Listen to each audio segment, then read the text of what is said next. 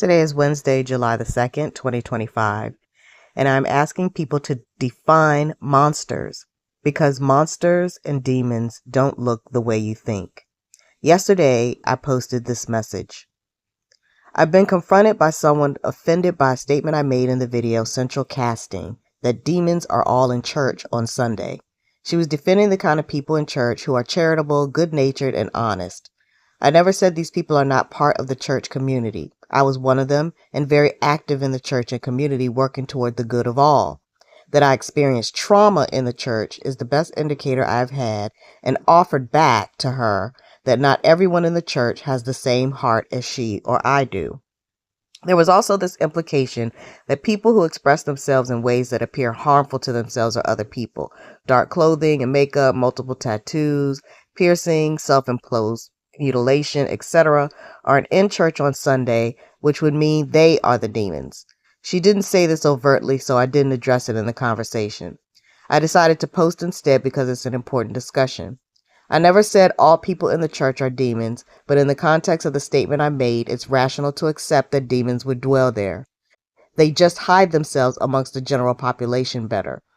Sometimes people have been so victimized that they choose to make themselves unattractive and in some cases even use poor hygiene as a way of protecting themselves from more abuse.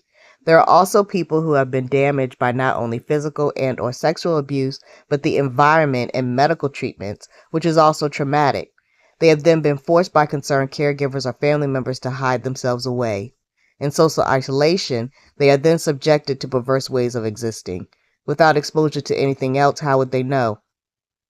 You have to have a willingness and capacity to evaluate each person to understand and assess them, their heart and intentions.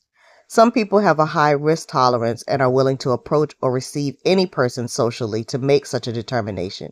If that's not you, maybe you should fall back and try not to judge. There are people with wicked tendencies and intentions in every social group. What is important is to understand how to determine who your people are, and the only way to do that is to be clear about what is important to your sense of morality and ethics. This includes what you believe is important to protect and why. You cannot negotiate with a cancer, and it only takes one to overtake an entire living organism, person, plant, or animal. It will always seek out ways to replicate itself, thus expanding its capacity to create damage in what would otherwise be healthy. If you really want to understand who these people are, set clear boundaries, then assert them, and do not have sex or intimate contact with them. The combination inevitably forces them to gnash their teeth so you can truly see them. Gnashing of teeth is biblical and repeated multiple times, but I'll let you look that up. Challenge yourself. Face your fears. Consider the characters in this sketch comedy show Boo. Contemplate what the people who likely inspired these exaggerations might look like in 2024 in day-to-day reality and how they became that way. Consider human trial medical experience, congenital deformities matured into adulthood, chronic skin conditions, speech impairments, and traumatic isolation. Is there historic or current investigative research that would support your assumptions? Stop stumbling around in the dark and turn some lights on. Monsters do not look the way you think. Igor was a slave.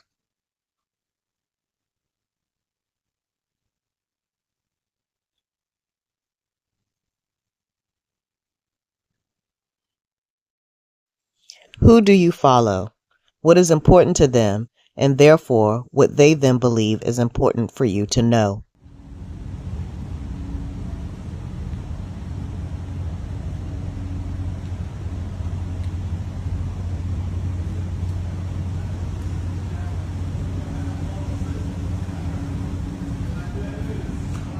A 30-foot tall wall. None of this was here 5 days ago. It's got razor wire on the top. Just unbelievably impressive what the state of Florida has done here. Over my shoulder is the actual facility. As you can see, we'll be entering soon. This is the entry gate for Alligator ALCATRAZ. Got mosquitoes everywhere. Like, there you go, look at that. Not a fun place to be put in prison. You do not want to go here. Obviously, this is going to be a 5,000 bed federal facility. President Trump will be here soon. I'm getting swarmed by mosquitoes right now, and we saw at least 30 alligators on our way in driving. It is in the middle of truly nowhere. It took us an hour, 4-hour drive to get here today. It's crazy. Look at that. And there you go, ladies and gentlemen. As far as the eye can see, you go in, you don't come out. And if you do, the alligators get you, and the mosquitoes. Jeez. All right. Okay, we'll show you inside. Follow along. It's going to be amazing. I just want everyone to know that there's official Alligator Alcatraz merch. There it is, provided to us by the state of Florida. And yeah, would you rock this drip? Look at that.